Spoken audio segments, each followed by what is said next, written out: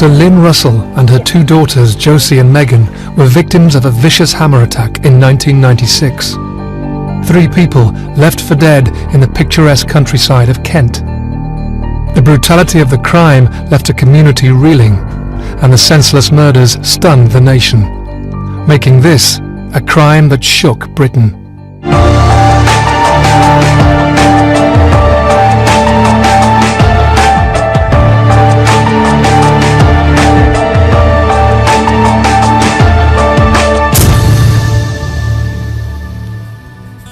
Kent Police described the investigation as one of the most difficult that they'd ever faced. I can just remember the world sort of coming to an end and we all just standing there and saying, no, you know, this can't be happening. They were tied up and beaten repeatedly around the head with a hammer. This kind of pristine place where you once felt really safe, you just didn't anymore. Police say they have no motive for the violence and few leads to go on. I knew the moment I saw this policeman coming back into the house, his body language, the look on his face, that something terrible was wrong. Lynn, Megan and Josie Russell were violently attacked by a stranger whilst walking home from school. In an unprovoked and frenzied assault, the girls stood little chance. The killer evaded justice for a year. Eventually, a local psychiatric patient, Michael Stone, was arrested and charged with murder. A small consolation for the family and friends of the girls lost in this tragedy. I look back at the photographs of all the flowers and the pets and the ponies and the little cottage, and it was a very lovely existence. Megan was never quite as outgoing or kind of full of herself as Josie. Josie was in a way, the leader, the oldest child. Megan was quieter, but very determined, just like her mum. I can just remember 2 very bubbly little girls with a super mum and dad. Lynn would be at home looking after the home and the animals. She did all her own work around the house, whether it was gardening, whether it was decorating, knocking down a wall with a sledgehammer. If she wanted to get something done, she'd do it. I remember when I used to walk back with Josie and Lynn and Megan, I think they were quite laid back and very at one with nature, because I remember we would find things like a bird's egg or something and we'd take it home. Lynn would just let us do things like that, and yeah, it was nice just walking home amongst, you know, the fields and things all pretty. We were very settled. In fact, we were thinking of moving potentially to a larger place with our own field. We didn't have a field originally in Kent, but it sounds and was quite idyllic. The attack on the Russells will be told through the eyes of those closest to the tragedy.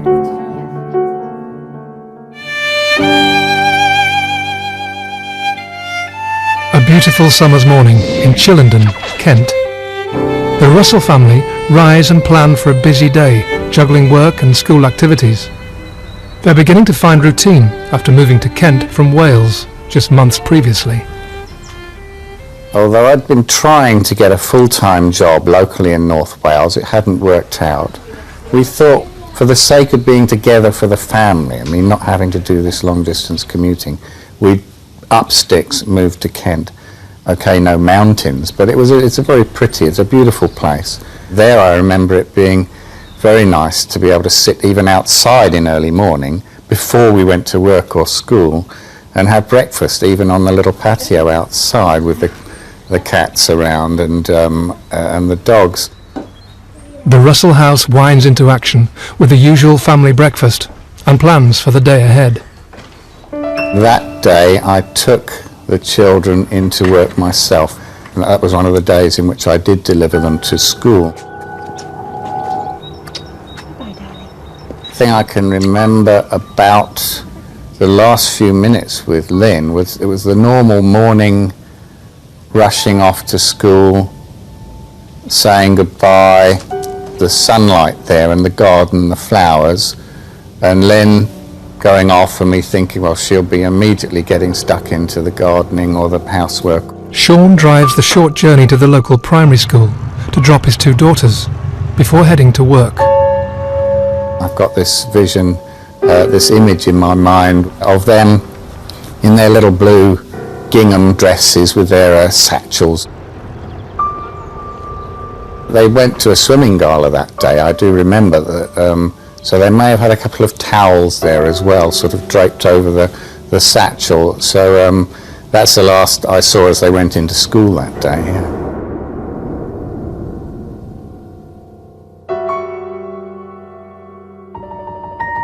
As Sean settles into work, Lynn tends to chores around the cottage, and Josie and Megan start their daily lessons, unaware that in a few hours' time their lives will change forever. I was Josie's teacher at Goodnestone Church of England Primary School. She was really bubbly, she was lively, she had lots of interests. A really very highly motivated child.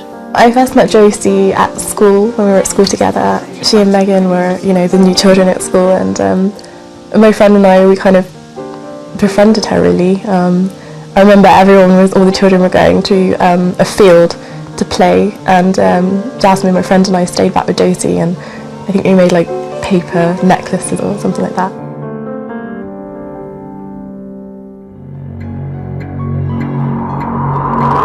As the school day draws to a close, Sean nips out to the streets of Canterbury to run some errands.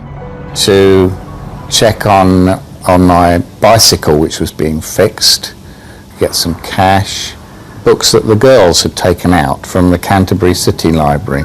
I returned them on their behalf. Meanwhile, Josie and Megan are just finishing a swimming gala, as their mother Lynn makes the short, picturesque walk through the country lanes to pick them up from school.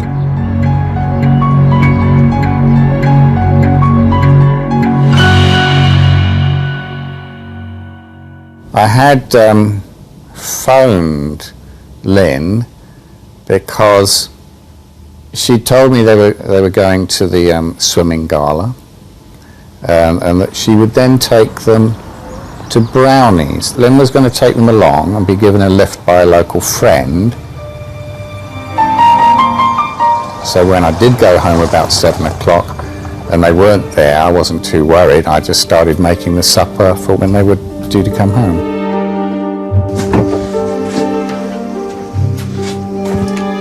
As Sean prepares the family evening meal, he rationalises why the girls might be late home, until the phone goes. It was Liz Gregson, and she rang and said that she'd called round at 5 o'clock to take them to Brownies and they weren't there. The house was closed up, there was no sign of them. At that point I started to become a bit concerned.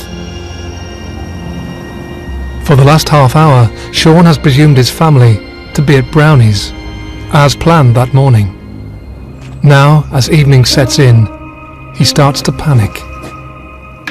You have no messages.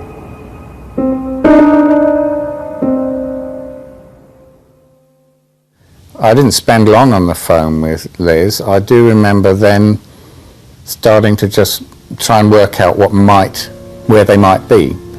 My mum and I were picking her up and taking her to Brownies, and there was no one there, and obviously there weren't mobiles at that time. I wasn't too worried at the time, but when I was picked up from Brownies, Mum said that they still weren't back. By the time Liz Gregson calls again, Hello? Sean is now frantic.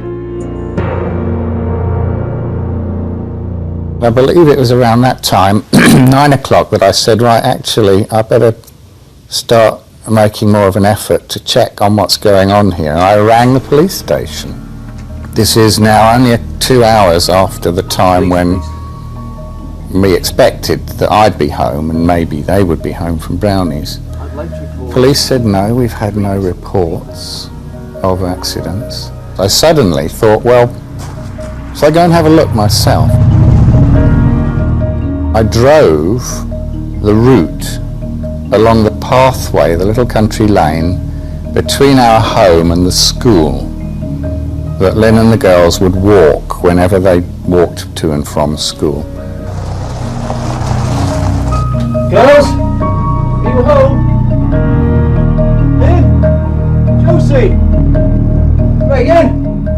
I actually also rang the vets in case they'd taken Lucy to the vet for some reason, which might be another reason that they hadn't called, you know, tied up with looking after the dog if it got run over or hurt. No joy there. Then I started ringing hospitals, mentioning the name, Russell. Have you had anybody brought in? You know, I was starting to get seriously worried by this time. There's a horrible possibility there might have been an accident, and the only reason Lynn wouldn't phone me is that she'd rushed to a hospital. Look, John and I have been looking around. John! Sean now turns to the police once more. His family has now been missing for over 5 hours. Said, look, now I'm frantic. I've tried everything. They're not back. This is not right. There can't be a woman and children wandering around in the countryside at this time of night without something being desperately wrong.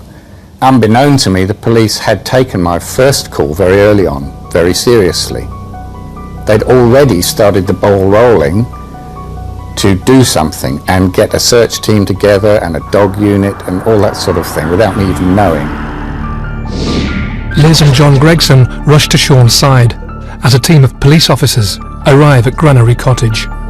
I was aware of quite a commotion outside with a van full of officers arriving near midnight, this dog unit turning up, and then basically fanning off into the countryside. They'd come over to the house. I sent a couple of guys over by 11 o'clock in the evening who were interviewing me by that stage, just trying to get information on what do they look like, what are their descriptions, if we're going to put out a notice. Also the inevitable questions about, you know, how's your marriage doing, have you had an argument, is there any reason that she might have taken the children, sort of thing, you know, which of course is rubbish, but you accept that they have a job to do, so you answer as best you can. Sean is instructed to wait at the family home, while officers search surrounding countryside. Restless and now stricken with panic, he anxiously waits for some news. They called Liz and John Gregson outside, and one of the two police officers, and explained to them what was happening, and then the other guy came back in, and I knew the moment I saw this policeman coming back into the house, his body language, the look on his face, that something terrible was wrong.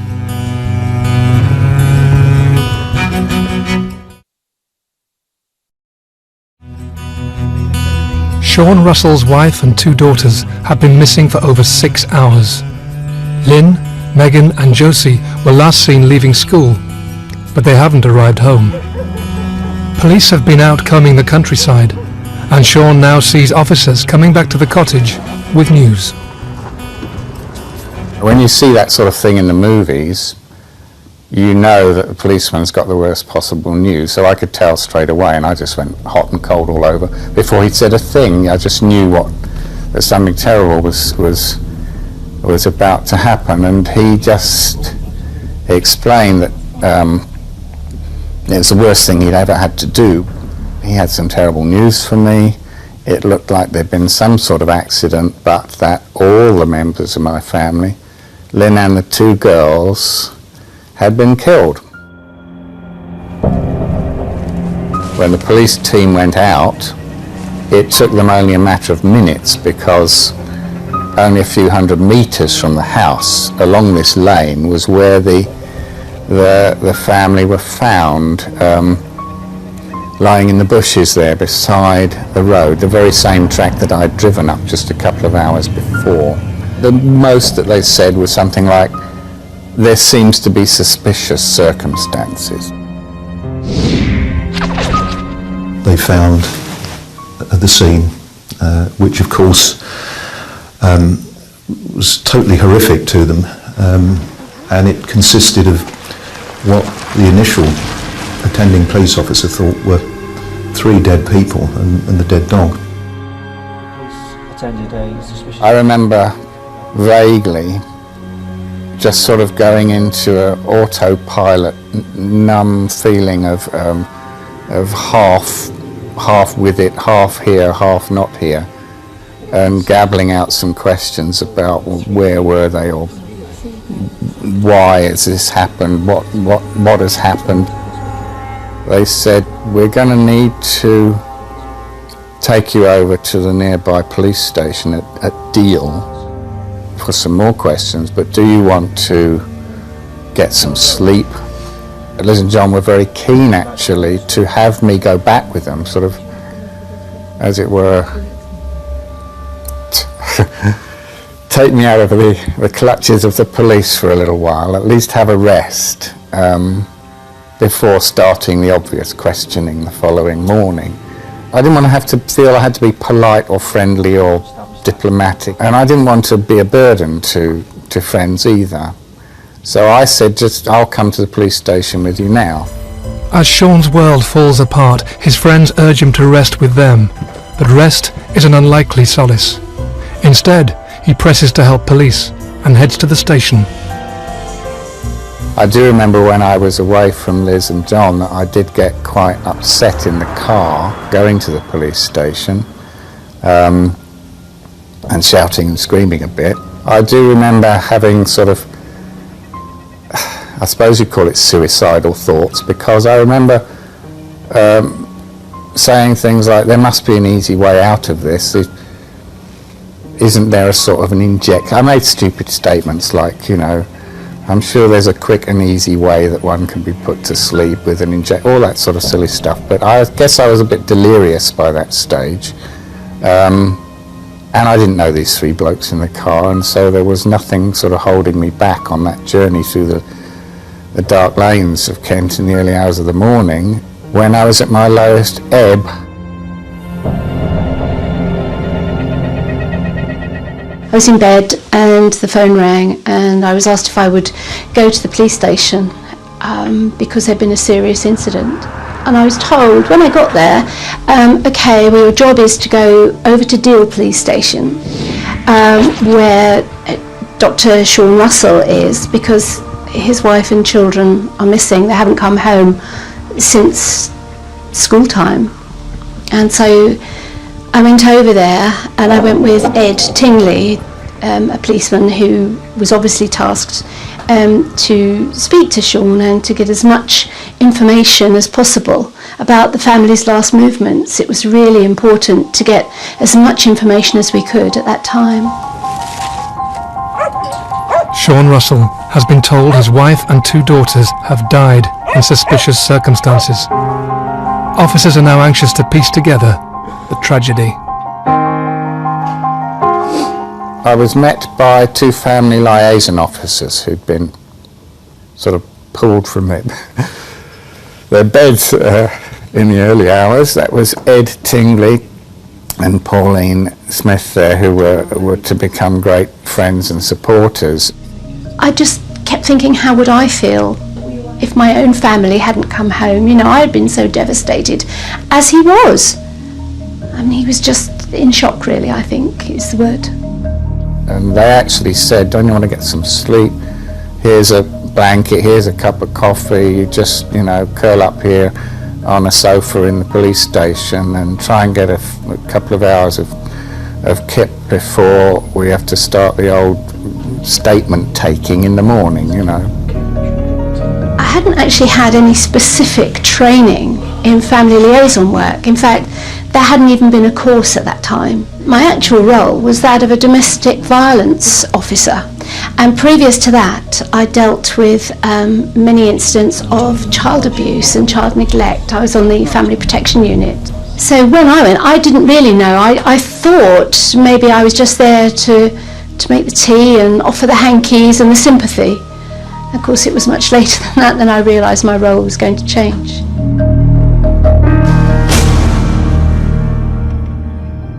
Sean begins the long and painful process of mapping out his family life. He needs to find answers to what has happened, to 24 hours ago, he had a loving wife and 2 beautiful daughters. Now, everything has gone. Then an officer comes with news. I was sort of half asleep when I remember Ed coming in and saying there's been a big development.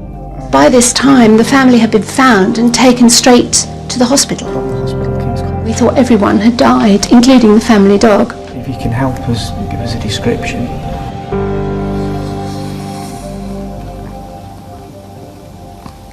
He said, "We told you last night that we thought all your family members were dead. But we've discovered this morning that one seems to have survived. One of the girls seems to still be alive."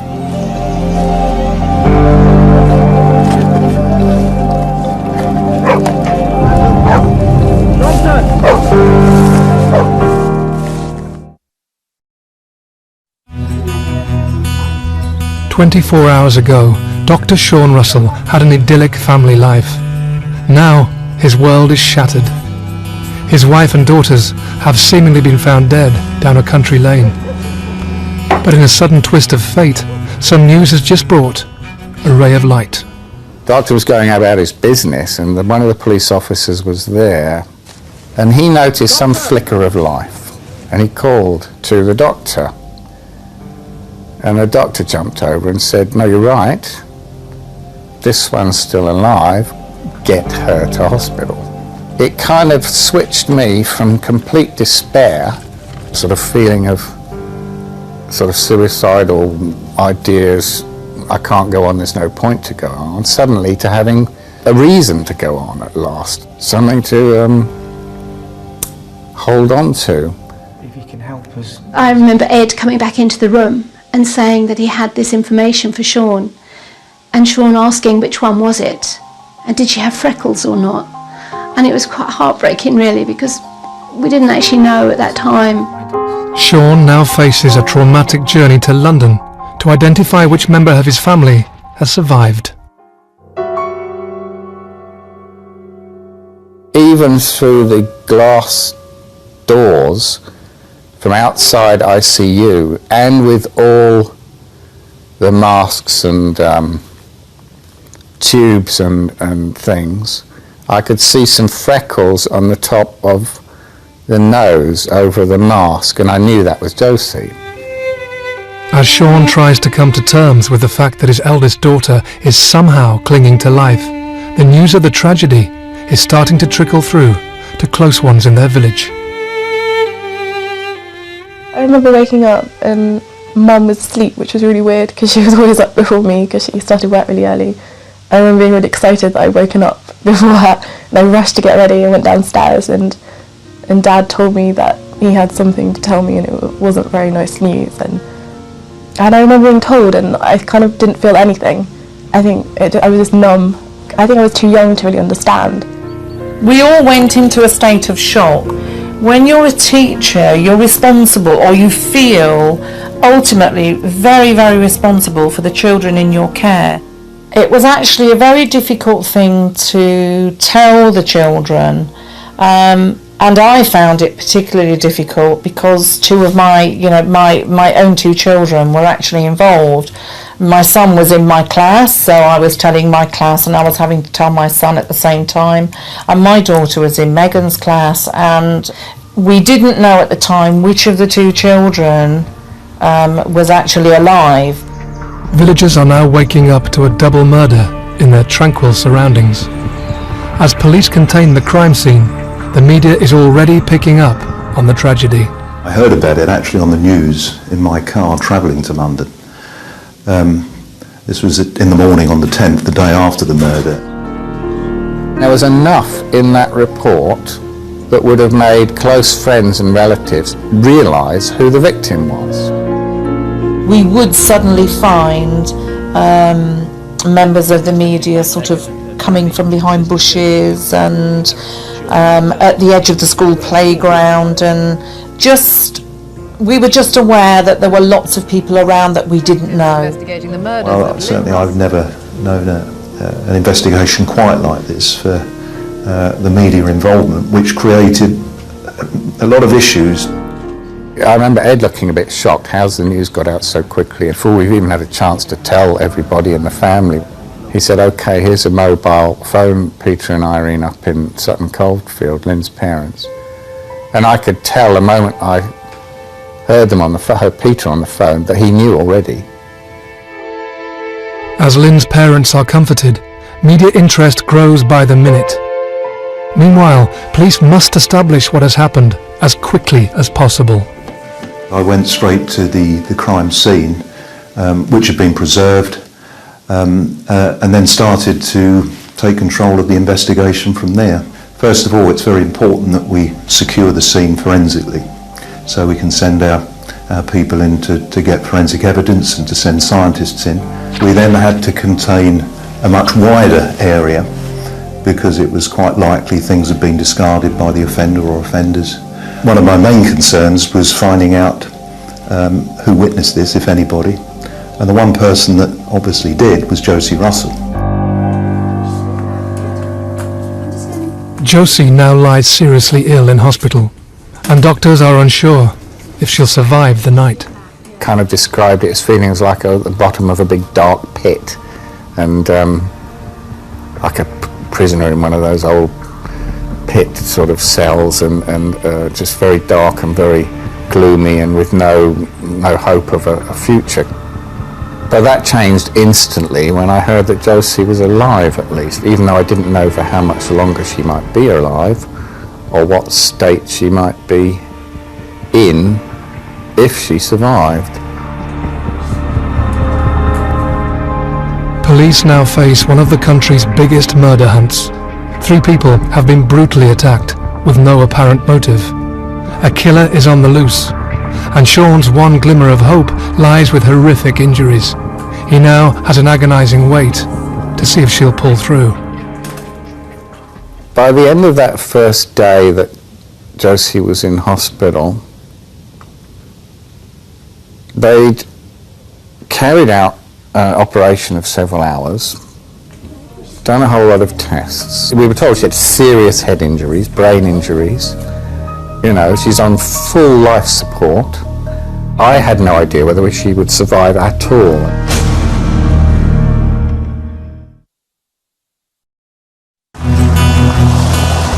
Sean Russell's world has fallen apart. Less than 24 hours ago, he had a perfect family setting, a loving wife and 2 beautiful daughters. Now, he sits in the hospital, clinging to the hope his eldest daughter will regain consciousness. His wife and youngest daughter have been killed in an unprovoked attack. I had no idea whether she would survive at all. I was still thinking, am I going to be asked for permission for them to switch the machines off, you see? Is she going to have any brain function, this, that and the other? Is she going to be a vegetable?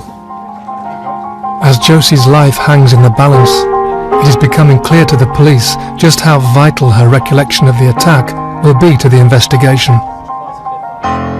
Right from the start of this, Josie was uppermost in our mind. Obviously the first thing was her recovery and medical treatment. And we also had to consider her safety as well, because the offender was still at large and she was still alive and in hospital. So we had to look at protecting her. But running in tandem with that was, from an investigative point of view, is that she possibly could remember what happened and who attacked her and why. The only surviving witness now lies in hospital. As officers watch over Josie's safety, doctors monitor her condition. Remarkably, and against all odds, they start to see a change. It was that gradual progression from the lowest of the low, verge of death, intensive care, bit by bit coming out of it as the days progressed. I said, well, is she going to pull through? And he said, oh yes, there should be no worries about that. It was a bit of a shock and very very welcome shock, very pleasing. She's going to have problems. She's got brain injury that have affected this particular area. Is likely to lead to speech and language problems, but possibly some physical problems. But she should come through. It may be weeks, months, but she should be back on her feet, you know, eventually. This news comes at a vital point for officers. Josie is on the mend, but is delicate, and her injuries could become the barrier in telling her story. Yet police are no closer to catching the killer. They must find a way of communicating with Josie. Her evidence is now the crux of their investigation. We had a number of people that we were looking at very closely, and they were eliminated from the inquiry. Right, okay. We made many appeals for information, specific information, general information, and that all came in thick and fast. Maybe about mid-30s, I think. Right, okay. And do you know what time this was? And each was analysed, and most of it turned out to be a blind alley. We are now faced with a little girl who was at the murder scene, who may or may not remember, who held the key really to what had actually happened, because nobody could tell us. So I had to try and work out a way of how to extract all this information from her, and it was painstaking. They had to, cut away these bits of bone and parts of the brain, which did eventually lead to some speech and language, reading, writing problems. Eventually she started going to like a speech therapy class, and they would hold various pictures up in front of her. She'd kind of try to show you what she knew she was understanding, so we knew there was a bit of understanding there. We stayed with her constantly because who knew at any one time if she was actually going to speak? Of course, it was only after all the investigations on the surgery that, they were looking at what had happened to her that we realised the communication site of the brain had been damaged. It's amazing to me to this day that they could predict, because of the area of the brain that had been affected, what the likely problems might be in the future. Much to everyone's surprise, Josie's recovery is far quicker than anticipated. 6 weeks in hospital, and amazingly, that's all it was. 1.5 months, 6 weeks in hospital, from being on the verge of death to being able to go home. But even a couple of doctors talked about this is a miracle. That resilience, that strength, not only physical strength, which maybe most young children have, but sort of psychological strength was very evident. She was kind of like a battler. Should we put this one in as well? That's Daddy and Mummy, isn't it? I interviewed Josie and Ed did all the videoing, and I'd started to work on scrapbooks. I thought that would be a fabulous way really of testing her knowledge. I was able to build up all the things that led up to the swimming gala. As Pauline and Ed gradually piece together the attack with Josie, their colleagues push to find other clues. This became the most extensive and difficult forensic examination I've certainly ever dealt with in my career. If you've got a murder that happens in a room, you can seal it off and you can do all sorts of things that you couldn't in an outside location. It wasn't just outside, it was in a wood with trees and leaves, and it was in the summer where the leaves were full on the trees, and that meant lots and lots of surfaces, inappropriate surfaces to get fingerprints from, to get DNA from. So it was a very, very difficult scene. She was obviously growing in strength, but she couldn't actually verbalise. So I thought by making models it would give her an opportunity to really get off her chest what had happened, because when someone is traumatised, generally need to talk about it, and she couldn't. We found, with the help of a witness, some blood-stained toweling and clothing in a nearby location, And that proved very useful and allowed us to piece together what had happened. There was a hammer found close by this location, which was investigated very thoroughly. There is some doubt as to whether this hammer actually was part and parcel of the attack. But nonetheless, the post-mortem examinations clearly identified the murder weapon as a hammer. It was very frustrating in that hardly anything materialised from the forensic work. As the months continue, police are frustrated by no major breakthrough. Josie continues to improve. She returns to school, and her statement could hold the key to the attack. All the while, the close-knit community in Canterbury are left in limbo, with a killer still in their midst. Everyone was a lot more worried, for their children. Before, you could just walk down to the field and it wouldn't be a problem. And now there's this thought that there's this just psycho on the loose, and it's just not safe anymore. And this kind of pristine place where you once felt really safe, you just didn't anymore. A lot of the parents actually felt the need to come and be with us all at school for quite some time, actually. So many of them would just come and sit and have a coffee at the edge of the playground. And it served lots of purposes. They knew their child was safe, but also they were helping us to feel safe as well. It was a bit like a ripple in a pond.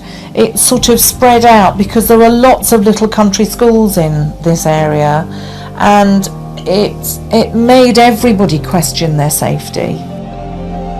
For Sean, the tranquility of Kent has been broken forever. A few months after the tragedy, he moves Josie back to Wales. Meanwhile, the hunt continues, and everyone prays for some answers to Lynn and Megan's tragic death. As the months roll on, Josie manages to piece together that fateful day.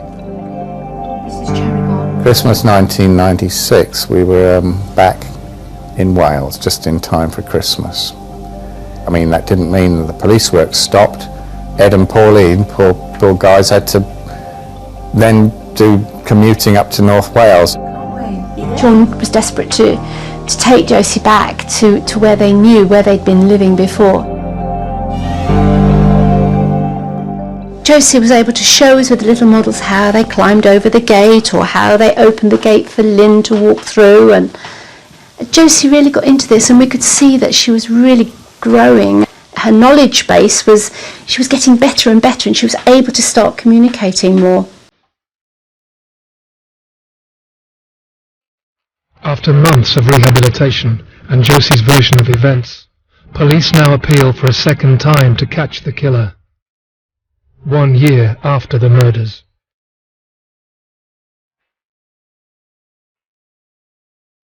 And that for the first time suggested that Michael Stone might be the offender, and he became a suspect very shortly after that broadcast. At last, police receive a vital lead they've been looking for. A doctor could hold the key. He was aware that this particular patient of his had been talking about things like this, and he gave a name to the police, which the police followed up. When Michael Stone was first identified as a possible suspect, that then triggered an awful lot of investigative activity around him, his background, his movements, his ability to do this sort of thing, his mobility to do this sort of thing, his vehicle, so on and so forth. And that culminated in his arrest. As Michael Stone is arrested, his background comes to light. He was a habitual drug user with violent fantasies who knew the area well. Claims he had spoken of a desire to kill shortly before the murders now come to the fore. But one question still remains. What was the motive? We considered it may be robbery, it could be theft. There are other factors like the family dog was killed. Why? Was that just gratuitous violence, or was it done for a purpose? Because of the remoteness of the location, it did strike us that it was somebody that lived locally or somebody that had knowledge of the area. And the fact that a car was used suggested perhaps it wasn't immediately local, but somebody had travelled into the scene. If you put all those things together, there was no obvious motive that emerged.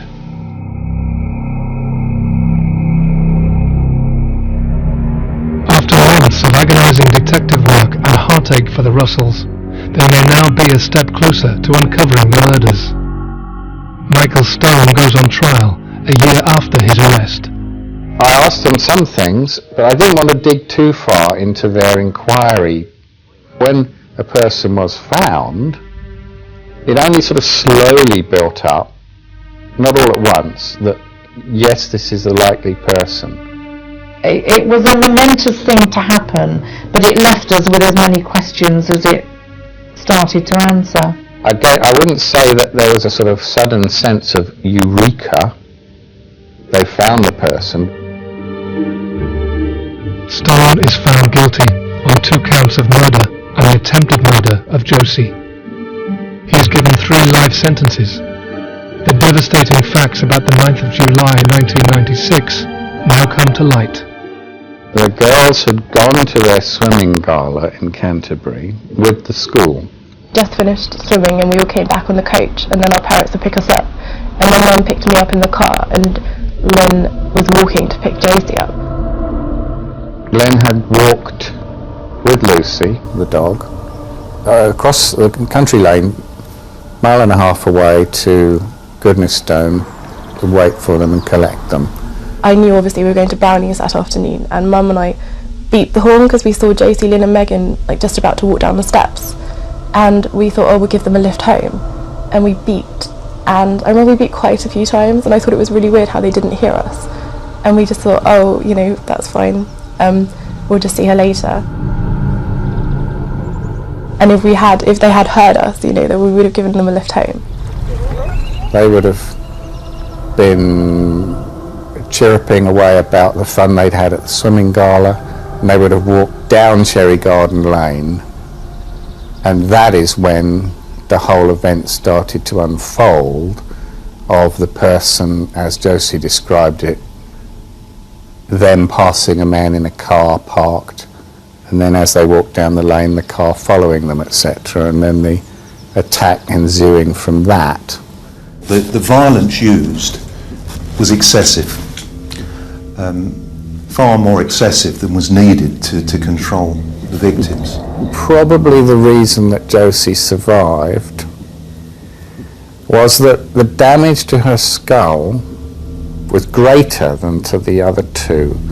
It meant the pressure on the brain that causes all sorts of damage was released naturally, and the cold temperatures of her lying for several hours sort of slowed down the development of the injury, and she probably pulled through because of the extent of the damage to her skull rather than the opposite. A peculiar paradox there. The unprovoked hammer attack on the Russells raised wide-scale debate on the British laws and the strength of the Mental Health Act. Should it be reassessed? It transpired that Michael Stone was one of these people that had suffered a very traumatic mental illness. He should never have been put in a position where he could actually do anything like this. We know enough now that you probably could identify real at-risk, potentially violent people who ought to be taken into care and go through some form of treatment and drug control and this sort of thing. But there are people certainly on the civil liberties side who say, no, you can't go down that route, it's thin wedge. People with mental health issues, I personally feel, are not really looked after that well. There are experiments going on with people who are already in prison to see if particular lines of treatment can be followed for people who were previously classified as being untreatable. So this is still going on, and it's not clear what the outcome will be. It would be wonderful if we had a magic wand and we could just wipe the evil out of this world. Unfortunately, we don't have that. We're not magic. And I think I think legislation should be changed and it should be moved on as these awful things happen. Since Michael Stone's conviction, he has appealed twice and won a retrial. His attempts have failed. He continues to serve his sentence. The next thing would be to say, you know, say sorry. I'm sorry I did it. Express remorse. It makes a big difference. You've always got that sort of lack of finality. Sean and Josie's life is now very different. For years, they have humbled the nation with their resilience and courage to continue on with their lives. We've been shown the depth of on one side, the worst side of human nature, but against that we've been shown the best side of human nature, all the people that took an interest in us and were so kind to us and generous and supported us through all of this. Okay, we had a mad, crazy, chance in a million, one-off thing happen to us. And of course we'll never forget that, you'll never get over it. But we're trying to make the best we can of life, and the way Josie does is what gives me the strength and to feel that I can face the future and